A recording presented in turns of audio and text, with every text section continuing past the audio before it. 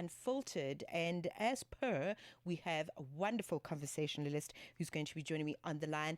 And today is a very interesting one, because for many years we've been told that healthy relationships require compromise, or at least a little bit of compromise, okay? Little bouts of forgiveness here and there, and also learning how to navigate conflict. But increasingly, there's another message that is unfolding, that is becoming just as powerful, and that is protect your peace. People are wearing it on T-shirts. People are putting it in their diaries. People are putting it on their social media. Protect your peace is what we're seeing everywhere. Choosing yourself and never settling for relationships that compromise your well-being. So we're asking big questions now that center this particular question, because we're looking at this across friendships, across families, workplaces, and romantic situations as well. There seems to be a noticeable shift in the conversation and how people respond to conflict. Rather than working through the tension, many are choosing distance.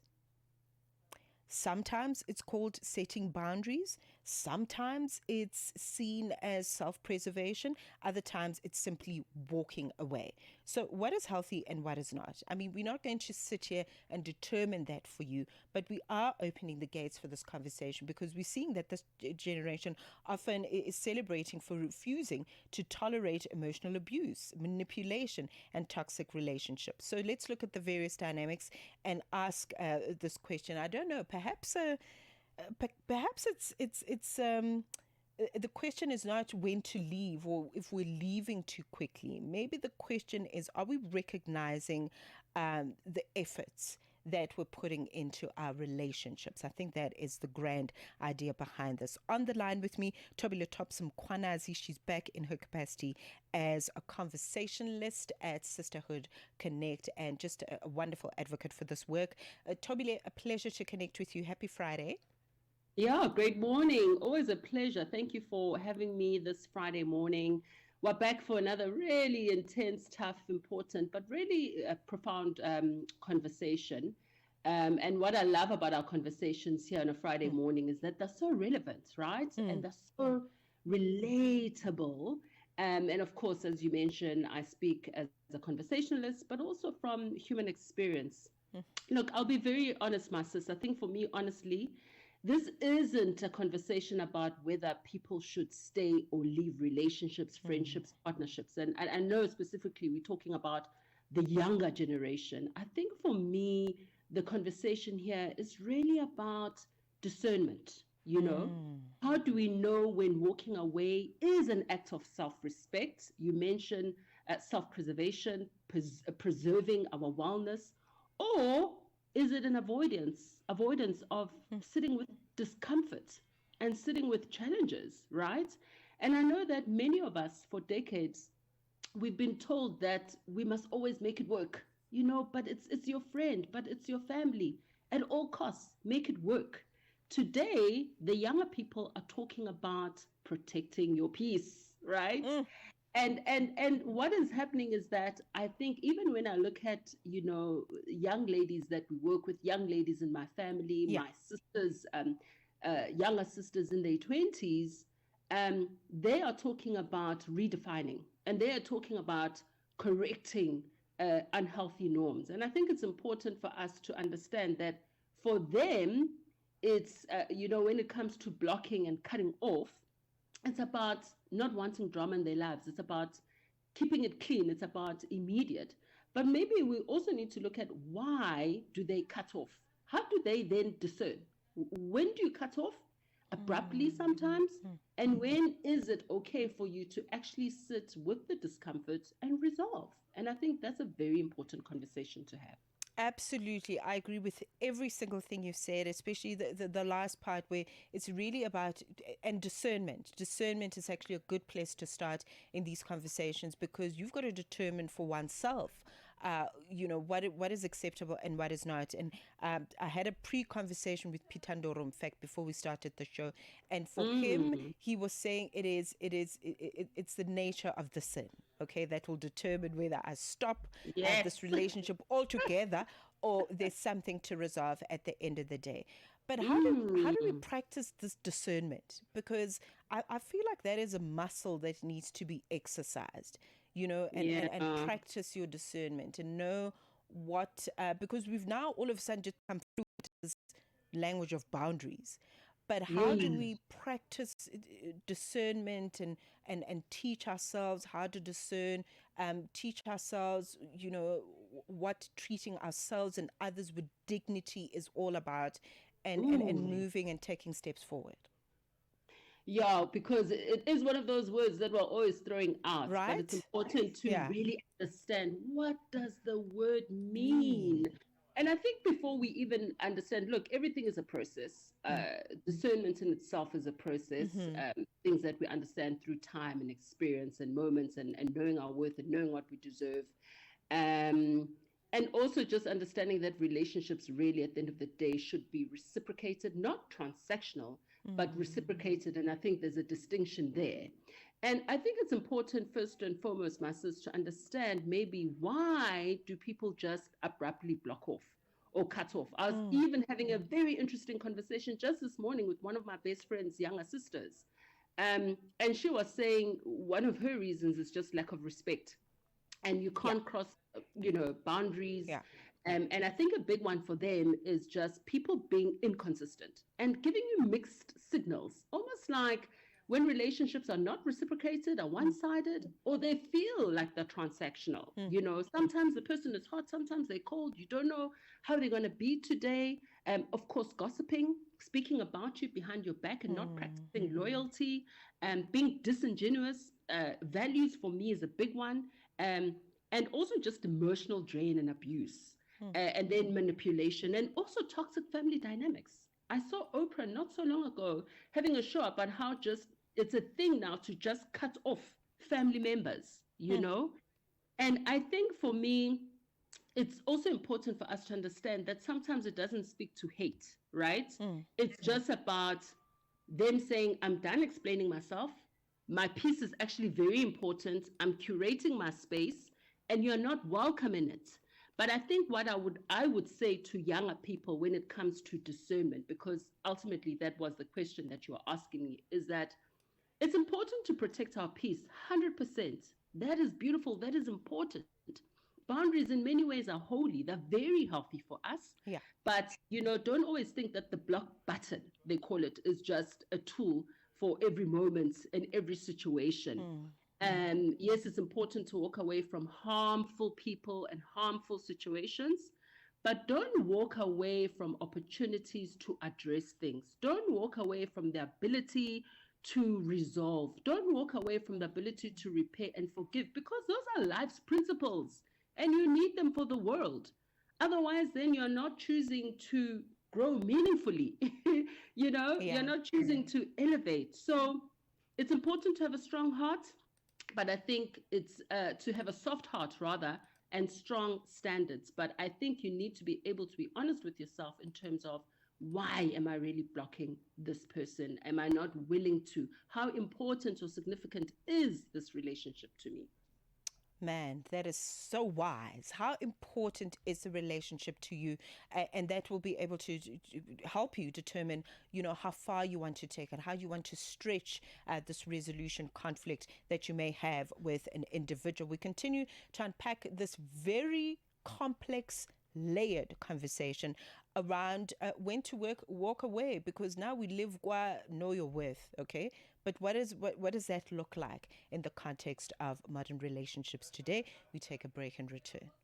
Africa World Hour with Mphosi Tole. Kiswahili is one of the most widely spoken languages in Africa, connecting millions of people across East, Central, and Southern Africa. What does World Kiswahili Day mean? Swahili Language Day holds a deep meaning for us as a country, as Uganda, and all our people really recognize this. It's a day that celebrates not just a language, but a powerful symbol of our shared African identity, resilience, and aspiration for unity. Swahili is far more than just a foreign language or foreign tongue. It is our second official language. It is enshrined in the 1995 Constitution, and it's also a vital bridge that connects us to our brothers and sisters across the East African community and even the broader continent. Africa World Hour with Mpositole. Catch it on the Channel Africa app, SABC Plus, and on channelafrica.co.za. Weekdays from 9 till 10 p.m. Central African Time. Every headline has a human side. The Journal with Matseko Musito on the African Perspective. All right, welcome back. 22 minutes into 9 a.m. Still in conversation with Thobile Tops Mkhwanazi, who's a conversationalist, and we're looking at setting boundaries, when to leave, when to stay. I mean, that is obviously for you to interrogate according to your standards, but we really are opening up this conversation and looking at it from as many perspectives and different lenses as we possibly can, because we're seeing that psychologists and relationship experts are also asking an important question when it comes to becoming better at recognizing unhealthy situations and relationships. Have we also become less comfortable, is the question, with the ordinary discomfort of healthy relationships and the inevitability that it brings, that at some point there will be conflict. But how do we move through all of that? Thobile, there are all sorts of terms now. I mean, I'm struggling to keep up. There's dismissive avoidance, there's gaslighting, there's, I mean, all these modern terms. Does it feel like we have so much abundance? And I think also in the advent of social media, have we become so abundant with information, with these different exit options and, that are making us seemingly less emotionally resilient? Is it making commitment more difficult? Because the social media is influencing us and it's telling us, yeah, that's gaslighting, that's trauma, boundaries, emotional labor. It's quite a lot, right? And I think it's such a tough one for me. I think real relationships are usually so much more than just online tells us and what we see. And again, it's just this thing of discernment. The reality here, my sis, is that a healthy relationship does not mean there's not going to be conflict. You can have two people that love each other and they're going to have their moments of fighting. And you can have two people that are just not for each other and they never seem to have a disagreement or whatever. So I think it's important to understand that in any kind of worthwhile, meaningful, healthy connection relationship, conflict is inevitable. Disappointment is inevitable. Misunderstandings are going to happen. If it's a relationship, it's a friendship, it's a partnership, whether social or professional, it's going to happen. We simply cannot avoid difficult moments. And I think for me, it's important for us to understand that the difficult moments, when the conflict comes, there's also opportunities there of growth, right? Because there's opportunities that speak to values. Because when we abruptly block off and when we abruptly cut off people, we're not allowing ourselves to deal with resilience. We're not allowing ourselves in society to deal with empathy and patience. Patience is such an important thing because now we live in a world that it's hastily, it's always in such a rush.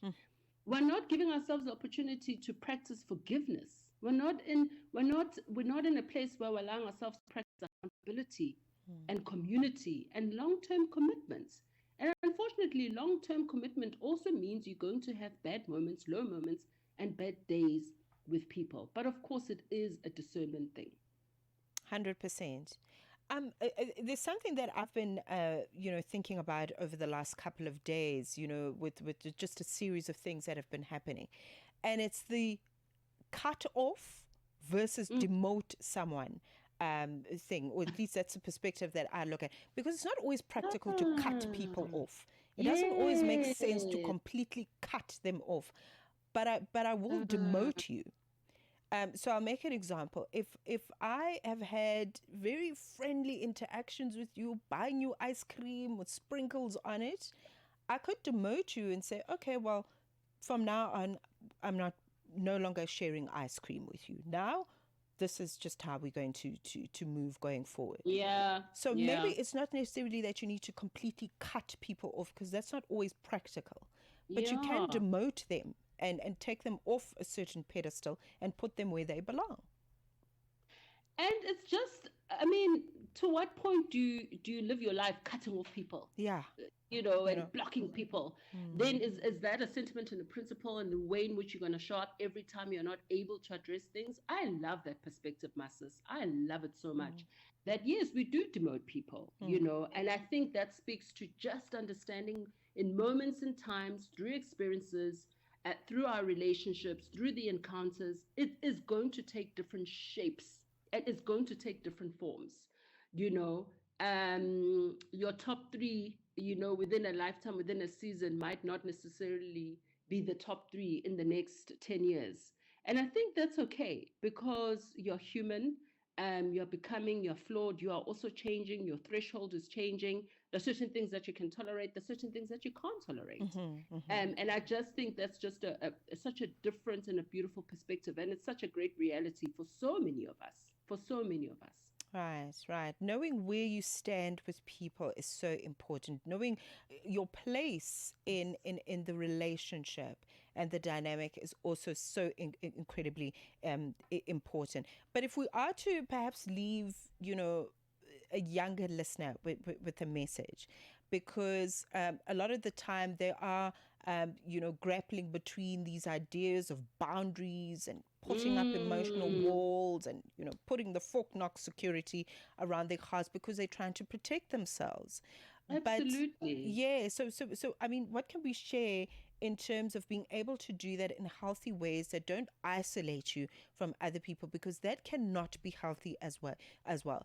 Promoting avoidance is not healthy. Promoting this idea that you can be all by yourself, you are good all by yourself, I don't think that is healthy.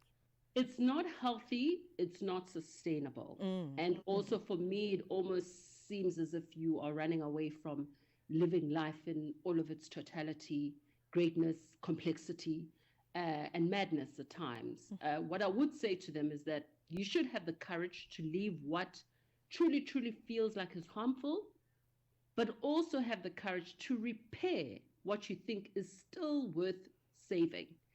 Relationships come with their own dynamic. They're not always easy. I always say it is the hardest thing for me when it comes to life, just nurturing and watering human dynamics. Yeah. And I would say to them that, yes, boundaries are healthy, they're holy. We need to protect our peace. We need to preserve our wellness. That is important. That is beautiful. Yes, walk away from what is harmful. But, don't always walk away from the ability to address things. Don't walk away from resolving things. Don't walk away from repairing. Don't walk away. Yeah, don't walk away. Don't walk away. I love that message. Thobile, thank you very much. You have become my radio bestie, and I appreciate these conversations more than you will ever know, because they always leave the door open for us to have a deeper interrogation post the conversation. Thank you always, and let's chat again next week.